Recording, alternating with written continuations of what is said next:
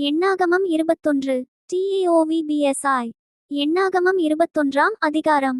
1. வேவுகாரர் காண்பித்த வழியாக இஸ்ரவேலர் வருகிறார்கள் என்று தெற்கே வாசம் பண்ணுகிற கானானியனாகிய ஆராத் ராஜா கேள்விப்பட்டபோது அவன் இஸ்ரவேலருக்கு விரோதமாக யுத்தம் பண்ணி அவர்களில் சிலரைச் சிறைப்பிடித்துக் கொண்டு போனான். 2. அப்பொழுது இஸ்ரவேலர் கர்த்தரை நோக்கி, தேவரீர் இந்த ஜனங்களை எங்கள் கையில் ஒப்புக்கொடுத்தால் அவர்களுடைய பட்டணங்களைச் சங்காரம் பண்ணுவோம் என்று பிரதிக்கினை பண்ணினார்கள். 3. கர்த்தர் இஸ்ரவேலின் சத்தத்துக்குச் செவி கொடுத்து அவர்களுக்கு கானானியரை ஒப்புக்கொடுத்தார். அப்பொழுது அவர்களையும் அவர்கள் பட்டணங்களையும் சங்காரம் பண்ணி அவ்விடத்திற்கு ஊர்மா என்று பேரிட்டார்கள். 4. அவர்கள் ஏதோம் தேசத்தைச் சுற்றிப் போகும்படிக்கு ஊர் என்னும் மலையை விட்டு சிவந்த சமுத்திரத்தின் வழியாய் பிரயாணம் பண்ணினார்கள். வழி நிமித்தம் ஜனங்கள் மனமடிவடைந்தார்கள். 5. ஜனங்கள் தேவனுக்கும் மோசேக்கும் விரோதமாக பேசி, நாங்கள் வனாந்தரத்திலே சாகும்படி நீங்கள் எங்களை எகிப்து தேசத்திலிருந்து வரப்பண்ணினதென்ன? இங்கே அப்பமும் இல்லை, தண்ணீரும் இல்லை, இந்த அற்பமான உணவு எங்கள் மனதுக்கு வெறுப்பாயிருக்கிறது என்றார்கள். 6. அப்பொழுது கர்த்தர் கொள்ளிவாய்ச் சர்ப்பங்களை ஜனங்களுக்குள்ளே அனுப்பினார். அவைகள் ஜனங்களை கடித்ததினால் இஸ்ரவேலருக்குள்ளே அநேக ஜனங்கள் செத்தார்கள். 7. அதனால் ஜனங்கள் மோசேயினிடத்தில் போய், நாங்கள் கர்த்தருக்கும் உமக்கும் விரோதமாய் பேசினதினால் பாவஞ்செய்தோம், சர்ப்பங்கள் எங்களை விட்டு நீங்கும்படி கர்த்தரை நோக்கி விண்ணப்பம் பண்ண வேண்டும் என்றார்கள். மோசே ஜனங்களுக்காக விண்ணப்பம் பண்ணினான். 8. அப்பொழுது கர்த்தர் மோசேயை நோக்கி, நீ ஒரு கொள்ளிவாய்ச் சர்ப்பத்தின் உருவத்தை செய்து அதை ஒரு கம்பத்தின் மேல் தூக்கிவை, கடிக்கப்பட்டவன் எவனோ அவன் அதை நோக்கி பார்த்தால் பிழைப்பான் என்றார். 9. அப்படியே மோசே ஒரு வெண்கலச் சர்ப்பத்தை உண்டாக்கி அதை ஒரு கம்பத்தின் மேல் தூக்கி வைத்தான். சர்ப்பம் ஒருவனை கடித்தபோது அவன் அந்த வெண்கலச் சர்ப்பத்தை நோக்கி பார்த்து பிழைப்பான். 10.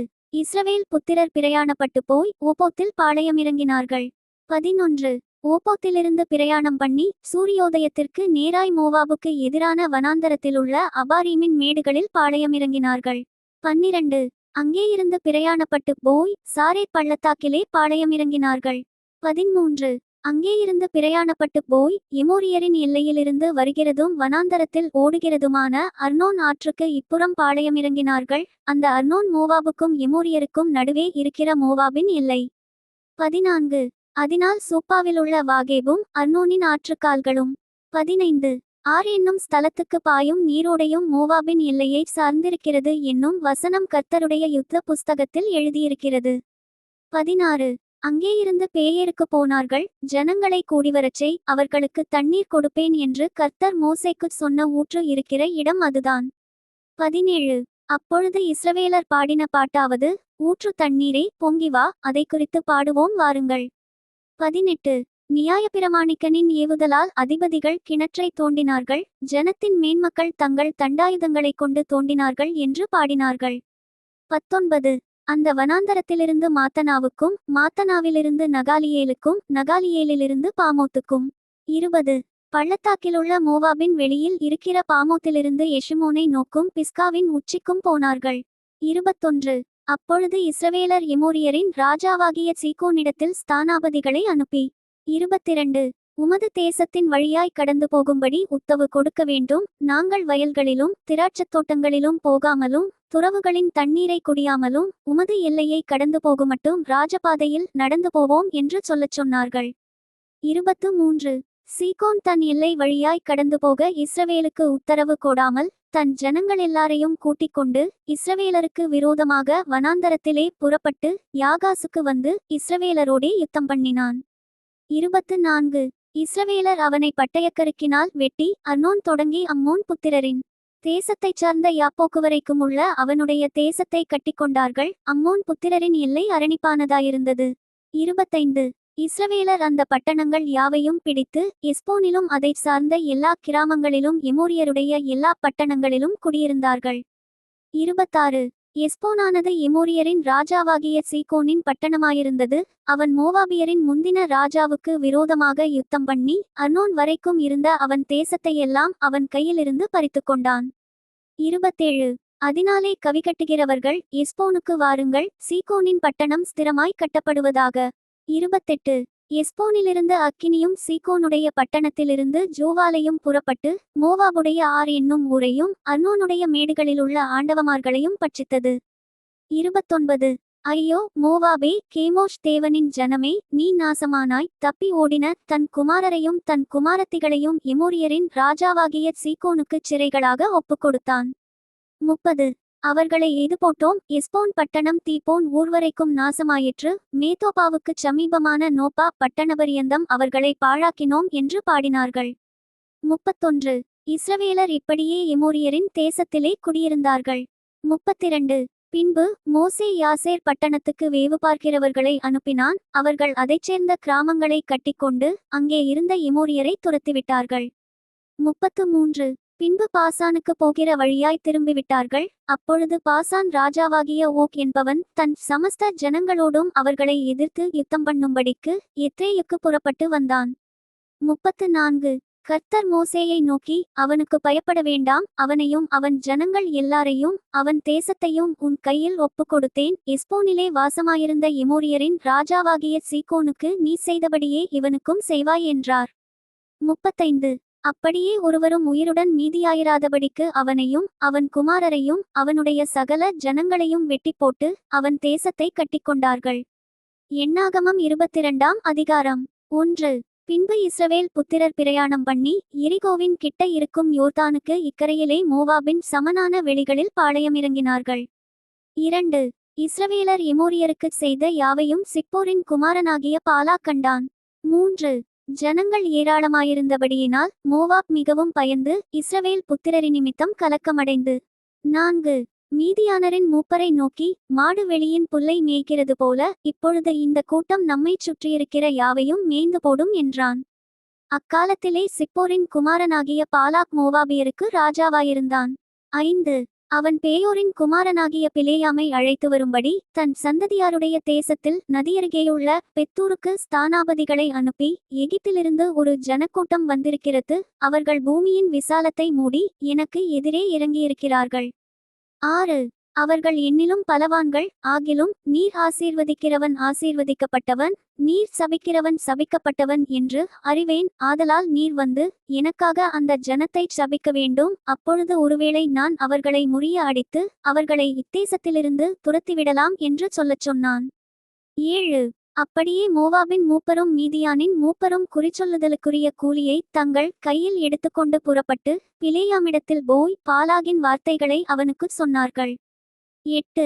அவன் அவர்களை நோக்கி, இராத்திரிக்கு இங்கே தங்கியிருங்கள். கர்த்தர் எனக்குச் சொல்லுகிறபடியே உங்களுக்கு உத்தரவு கொடுப்பேன் என்றான். அப்படியே மோவாபின் பிரபுக்கள் பிலேயாமிடத்தில் தங்கினார்கள். 9. தேவன் பிலேயாமிடத்தில் வந்து, உன்னிடத்திலிருக்கிற இந்த மனிதர் யார் என்றார். 10.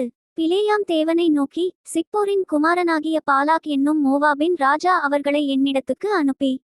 11. பூமியின் விசாலத்தை மூடுகிற ஒரு ஜனக்கூட்டம் எகிப்திலிருந்து வந்திருக்கிறது. ஆகையால் நீ வந்து எனக்காக அவர்களைச் சபிக்க வேண்டும். அப்பொழுது நான் அவர்களோடே யுத்தம் பண்ணி ஒருவேளை அவர்களை துரத்திவிடலாம் என்று சொல்லச் சொன்னான் என்றான். 12. அதற்கு தேவன் பிலேயாமை நோக்கி, நீ அவர்களோடே போக வேண்டாம். அந்த ஜனங்களைச் சபிக்கவும் வேண்டாம். அவர்கள் ஆசீர்வதிக்கப்பட்டவர்கள் என்றார். 13. பிலேயாம் காலமே எழுந்து பாலாகின் பிரபுக்களை நோக்கி, நீங்கள் உங்கள் தேசத்துக்கு போய்விடுங்கள். நான் உங்களோடே கூட வருகிறதற்கு கர்த்தர் எனக்கு உத்தரவு கொடுக்க மாட்டோம் என்கிறார் என்று சொன்னான். 14. அப்படியே மோவாபியருடைய பிரபுக்கள் எழுந்து பாலாகினிடத்தில் போய், பிலேயாம் எங்களோடே வரமாட்டேன் என்று சொன்னான் என்றார்கள். 15. பாலாக் மறுபடியும் அவர்களிலும் கனவான்களான அதிக பிரபுக்களை அனுப்பினான். 16. அவர்கள் பிலேயாமிடத்தில் போய் அவனை நோக்கி, சிப்போரின் குமாரனாகிய பாலாக் எங்களை அனுப்பி நீர் என்னிடத்தில் வருவதற்கு தடைபட வேண்டாம். 17. உம்மை மிகவும் கனம் பண்ணுவேன். நீர் சொல்வதையெல்லாம் செய்வேன். நீர் வந்து எனக்காக அந்த ஜனங்களைச் சபிக்க வேண்டும் என்று சொல்லச் சொன்னார் என்றார்கள். 18. பிலேயாம் பாலாகின் ஊழியக்காரருக்கு பிரதியுத்தரமாக, பாலாக் எனக்கு தன் வீடு நிறைய வெள்ளியும் பொன்னும் தந்தாலும் சிறிய காரியமானாலும் பெரிய காரியமானாலும் செய்யும் பொருட்டு என் தேவனாகிய கர்த்தரின் கட்டளையை நான் மீறக்கூடாது. 19. ஆகிலும் கர்த்தர் இனிமேல் எனக்கு என்ன சொல்லுவார் என்பதை நான் அறியும்படிக்கு நீங்களும் இந்த ராத்திரி இங்கே தங்கியிருங்கள் என்றான். 20. இரவிலே தேவன் பிலேயாமிடத்தில் வந்து, அந்த மனிதர் உன்னை கூப்பிட வந்திருந்தால் நீ எழுந்து அவர்களோடே கூடப்போ. ஆனாலும் நான் உனக்குச் சொல்லும் வார்த்தையின்படி மாத்திரம் நீ செய்ய வேண்டும் என்றார். 21. பிலேயாம் காலமே எழுந்து தன் கழுதையின் மேல் சேணங்கட்டி மோவாபின் பிரபுக்களோடே கூட போனான். 22 அவன் போகிறதினாலே தேவனுக்குக் கோபம் மூண்டது. கர்த்தருடைய தூதனானவர் வழியிலே அவனுக்கு எதிராளியாக நின்றார். அவன் தன் கழுதையின் மேல் ஏறிப்போனான். அவன் வேலைக்காரர் 2 பேரும் அவனோடே இருந்தார்கள். 23 கர்த்தருடைய தூதனானவர் உருவின பட்டயத்தை தம்முடைய கையிலே பிடித்துக்கொண்டு வழியிலே நிற்கிறதை கழுதை கண்டு வழியை விட்டு வயலிலே விலகிப் போயிற்று. கழுதையை வழியில் திருப்ப பிலேயாம் அதை அடித்தான். 24 கர்த்தருடைய தூதனானவர் இருபுறத்திலும் சுவர் வைத்திருந்த திராட்சத் தோட்டங்களின் பாதையிலே போய் நின்றார். 25 கழுதை கர்த்தருடைய தூதனைக் கண்டு சுவர் உரமாய் ஒதுங்கி பிலேயாமின் காலை சுவரோடே நெருக்கிற்று. திரும்பவும் அதை அடித்தான். 26 அப்பொழுது கர்த்தருடைய தூதன் அப்புறம் போய் வலதுபுறம் இடதுபுறம் விலக வழியில்லாத இடுக்கமான இடத்திலே நின்றார். 27 கழுதை கர்த்தருடைய தூதனைக் கண்டு பிலேயாமின் கீழ் படுத்துக் கொண்டது. பிலேயாம் கோபம் மூண்டவனாகி கழுதையை தடியினால் அடித்தான். 28 உடனே கர்த்தர் கழுதையின் வாயை திறந்தார். அது பிலேயாமை பார்த்து, நீர் என்னை இப்பொழுது 3 தரம் அடிக்கும்படி நான் உமக்கு என்ன செய்தேன் என்றது. 29 அப்பொழுது பிலேயாம் கழுதையை பார்த்து, நீ என்னை பரியாசம் பண்ணிக்கொண்டு வருகிறாய். என் கையில் ஒரு பட்டயம் மாத்திரம் இருந்தால் இப்பொழுதே உன்னை கொன்று போடுவேன் என்றான். 30 கழுதை பிலேயாமை நோக்கி, நீர் என்னை கைக்கொண்ட காலமுதல் இந்நாள் வரைக்கும் நீர் ஏறின கழுதை நான் அல்லவா? இப்படி உமக்கு எப்போதாகிலும் நான் செய்தது உண்டா என்றது.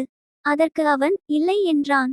31 அப்பொழுது கர்த்தர் பிலேயாமின் கண்களை திறந்தார். வழியிலே நின்று உருவின பட்டயத்தை தம்முடைய கையிலே பிடித்திருக்கிற கர்த்தருடைய தூதனை அவன் கண்டு தலைகுனிந்து முகங்குப்புற விழுந்து பணிந்தான். 32 கர்த்தருடைய தூதனானவர் அவனை நோக்கி, நீ உன் கழுதையை இதனோடே 3 தரம் அடித்ததென்ன? உன் வழி எனக்கு மாறுபாடாயிருக்கிறதினால் நான் உனக்கு எதிரியாக புறப்பட்டு வந்தேன். 33 கழுதை என்னைக் கண்டு, இந்த 3 தரம் எனக்கு விலகிற்று. எனக்கு விலகாமல் இருந்ததானால் இப்பொழுது நான் உன்னை கொன்று போட்டு கழுதையை உயிரோடே வைப்பேன் என்றார். 34 அப்பொழுது பிலேயாம் கர்த்தருடைய தூதனை நோக்கி, நான் பாவஞ்செய்தேன். வழியிலே நீர் எனக்கு எதிராக நிற்கிறதை அறியாதிருந்தேன். இப்பொழுதும் உமது பார்வைக்கு இது தகாததாயிருக்குமானால் நான் திரும்பிப் போய்விடுகிறேன் என்றான். 35 கர்த்தருடைய தூதனானவர் பிலேயாமை நோக்கி, அந்த மனிதரோடே கூட போ, நான் உன்னோடே சொல்லும் வார்த்தையை மாத்திரம் நீ சொல்லக்கடவாய் என்றார். அப்படியே பிலேயாம் பாலாகின் பிரபுக்களோடே கூட போனான். 36 பிலேயாம் வருகிறதை பாலாக் கேட்ட மாத்திரத்தில் கடைசி எல்லையான அர்னோன் நதியின் ஓரத்திலுள்ள மோவாபின் பட்டணமட்டும் அவனுக்கு எதிர்கொண்டு போனான். 37 பாலாக் பிலேயாமை நோக்கி, உம்மை அழைக்கும்படி நான் ஆவலோடே உம்மிடத்தில் ஆள் அனுப்பவில்லையா? என்னிடத்திற்கு வராமல் இருந்ததென்ன? ஏற்ற பிரகாரமாக உம்மை நான் கனம் பண்ணமாட்டேனா என்றான். 38 அப்பொழுது பிலேயாம் பாலாகை நோக்கி, இதோ உம்மிடத்திற்கு வந்தேன். ஆனாலும் ஏதாகிலும் சொல்லுகிறதற்கு என்னாலே ஆகுமோ? தேவன் என் வாயிலே அளிக்கும் வார்த்தையையே சொல்லுவேன் என்றான். 39 பிலேயாம் பாலாகுடனே கூட போனான். அவர்கள் கீரியாத் ஊசோத்தில் சேர்ந்தார்கள். 40 அங்கே பாலாக் ஆடுமாடுகளை அடித்து பிலேயாமுக்கும் அவனோடிருந்த பிரபுக்களுக்கும் அனுப்பினான். 41 மறுநாள் காலமே பாலாக் பிலேயாமை கூட்டிக் கொண்டு அவனை பாகாலுடைய மேடுகளில் ஏறப்பண்ணினான். அவ்விடத்திலிருந்து பிலேயாம் ஜனத்தின் கடைசி பாளையத்தை பார்த்தான். Thank you. Bye from Daniel. Bye from Daniel.